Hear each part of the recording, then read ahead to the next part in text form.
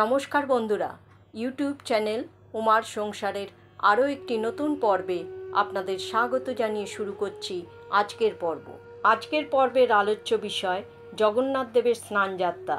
2024 সালের 1431 বঙ্গাব্দের জগন্নাথ দেবের স্নানযাত্রা কবে পালিত হবে, স্নান পূর্ণিমার পূর্ণাঙ্গ সময়সূচি, স্নান পূর্ণিমায় সত্যনারায়ণ পূজা ও গঙ্গা স্নানের বিশেষ সময়। এছাড়াও জানব স্নানযাত্রা কী, কেন 15 দিন মন্দির বন্ধ থাকবে এবং স্নানযাত্রার মাহাত্ম্য। সব কিছুই জানব। জানার আগে উমার সংসার চ্যানেলটিকে সাবস্ক্রাইব করে বেল আইকনটিকে প্রেস করে লাইক, কমেন্ট এবং শেয়ার করতে ভুলবেন না। চলুন তাহলে শুরু করা যাক আজকের পর্ব। হিন্দু পঞ্জিকা অনুসারে বাংলা জ্যৈষ্ঠ মাসের পূর্ণিমা তিথিতে স্নানযাত্রা উৎসব পালন করা হয়। প্রতি বছর দেবস্নান পূর্ণিমায় এই রীতি পালিত হয়। এটি একটি বিশেষ উপলক্ষ যেখানে জগন্নাথ, বলদেব এবং সুভদ্রাকে একটি অভিষেক অনুষ্ঠানে স্নান করানো হয়। দেবস্নান পূর্ণিমার উৎসব ভগবান জগন্নাথ ভক্তদের জন্য অপরিসীম ধর্মীয় তাৎপর্য বহন করে। শাস্ত্র অনুসারে জ্যৈষ্ঠ মাসের পূর্ণিমা তিথিতে স্বয়ম্ভু মনুর যজ্ঞের প্রভাবে শ্রী শ্রী জগন্নাথ দেবের আবির্ভাব হয়েছিল। তাই এই তিথিকে জগন্নাথ দেবের জন্মদিন হিসেবে পালন করার নির্দেশ দেন স্বয়ং মনুই। সেই জন্মদিন উপলক্ষে এই বিশেষ স্নান উৎসব পালিত হয়ে আসছে। প্রতি বছর দেবস্নান পূর্ণিমায় মহাস্নানের আগে অবধি রত্নবেদিতেই থাকেন জগন্নাথ দেব। প্রথমে জগন্নাথ, তারপর বলরাম, শেষে সুভদ্রাকে পুষ্পাঞ্জলি দেন মন্দিরের সেবায়েতরা। তারপর তাদের নিয়ে যাওয়া হয় স্নানবেদিতে। সেখানে মঙ্গল আরতি ও সূর্য পুজোর পর তিনজনকে মহাস্নানের জন্য প্রস্তুত করা হয়। মন্দিরের দক্ষিণের দরজায় রয়েছে কুয়ো। সেই কুয়ো থেকে তোলা হয় 108 কলস জল। সেই জলেই স্নান করেন জগন্নাথ, বলদেব ও সুভদ্রা। স্নানের পর জগন্নাথ ও বলরামের হাতিবেশ বা গণেশ বেশ হয়ে থাকে।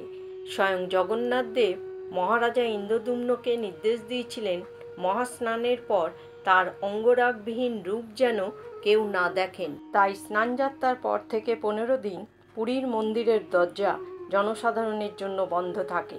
কথিত আছে সমস্ত দেবদেবীরা যাতে জগন্নাথ দেবের এই স্নানযাত্রা ভালোভাবে দেখতে পান, সেই উদ্দেশ্যে মহারাজা ইন্দ্রদ্যুম্ন স্নানযাত্রাকালে স্নানবেদির চারিদিকে রত্নশোভিত চাঁদোয়া ও আবরণ বস্ত্র দিয়ে আচ্ছাদিত করে দিতেন।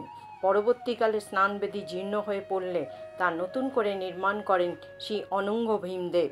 এবার জেনে নেব 2024 সালের 1431 বঙ্গাব্দের জগন্নাথ দেবের স্নানযাত্রার পূর্ণাঙ্গ সময়সূচি। 2024 সালের 1431 বঙ্গাব্দের জগন্নাথ দেবের স্নানযাত্রা পালিত হতে চলেছে আগামী 22শে জুন 2024, বাংলা 7ই আষাঢ় 1431 শনিবার। স্নান পূর্ণিমা তিথি শুরু হবে 21শে জুন 2024, বাংলার 6ই আষাঢ় 1431 শুক্রবার সকাল 6:50 পর থেকে। আর স্নান পূর্ণিমা তিথি সমাপ্ত হবে 22শে জুন 2024, বাংলার 7ই আষাঢ় 1431 শনিবার সকাল 6:33। 2024 সালের স্নান পূর্ণিমার নিশি পালন করা হবে 21শে জুন শুক্রবার।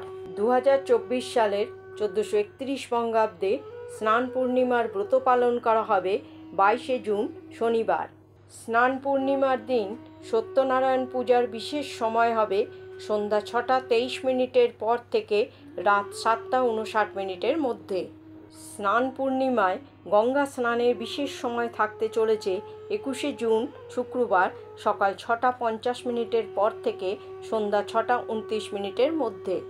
পৌরাণিক ধ্যান ধারণা মতে অত্যাধিক স্নানের কারণে জগন্নাথ, বলরাম ও সুভদ্রা অসুস্থ হয়ে পড়েন, যে কারণে একান্তবাসে থাকতে হয় তাদের। এরপর 15 দিনের জন্য মন্দির বন্ধ করে দেওয়া হয়। ভগবানের স্বাস্থ্যের অবনতির কারণেই ভক্তদের জন্য 15 দিন দর্শন বন্ধ রাখা হয়। কয়েকজন পুরোহিত বৈদ্যের মতো ভগবানের সেবা করে চিকিৎসা করেন। অসুস্থ হয়ে পড়ার পর রত্নজড়িত বস্ত্রের পরিবর্তে সুতির শ্বেতবস্ত্র পরিধান করেন। আভূষণও খুলে রাখা হয়। এই সময় বন্ধ থাকে অঙ্গরাগ। এই জ্বরে তাদের রাজসজ্জাও ভালো লাগে না। 3 ভাই বোনের এখন কলমির শয্যা আর পটলের বালিশ। এই কারণে জগন্নাথ ভক্তরা এই সময় কলমি শাক আর পটল খান না। ভোজন হিসেবে এই সময় দেওয়া হয় ফল, ফলের রস, তরল পদার্থ। পঞ্চম দিনে বড় ওড়িয়া মঠ থেকে ফুলেরই তেল আসে, যা দিয়ে হালকা মালিশ করা হয়। এরপর রক্তচন্দন ও কস্তুরীর প্রলেপ লাগানো হয়। ভগবানকে আয়ুর্বেদিক ওষুধ খাওয়ানো হয়। দশম দিনে 10 মূলারিষ্টে নিম, হলুদ, বহেরা, লবঙ্গ ইত্যাদি জড়িবুটির জল দিয়ে নরম মোদক বানিয়ে খেতে দেওয়া হয়। 56 ভোগের পরিবর্তে এই সময় তাদের অসুখের উপযোগী সহজপাচ্য পুষ্টিকর খাবার ভোগ হিসেবে দেওয়া হয়। জ্বরে কাতর জগন্নাথ দেব এখন বিশ্রামে, তাই মন্দিরের গর্ভগৃহে জগন্নাথ, বলরাম ও সুভদ্রার পটচিত্র রাখা হয়। এই পটচিত্রেই পুজো হয় রথের আগের রাত পর্যন্ত।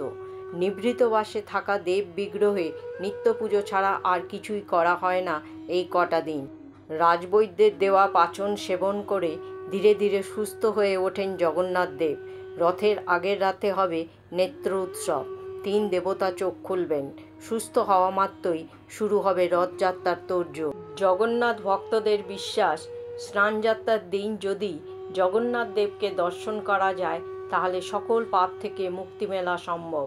এই জন্য অসংখ্য ভক্ত স্নানযাত্রা উপলক্ষে পুরীর মন্দির দর্শনে যান। বন্ধুরা, আজকের পর্বটি এখানেই শেষ করছি। পরবর্তী পর্বে আবার একটি নতুন বিষয় নিয়ে আপনাদের সঙ্গে কথা হবে। সকলে ভালো থাকুন, সুস্থ থাকুন। জয় শ্রীকৃষ্ণ। রাধে রাধে।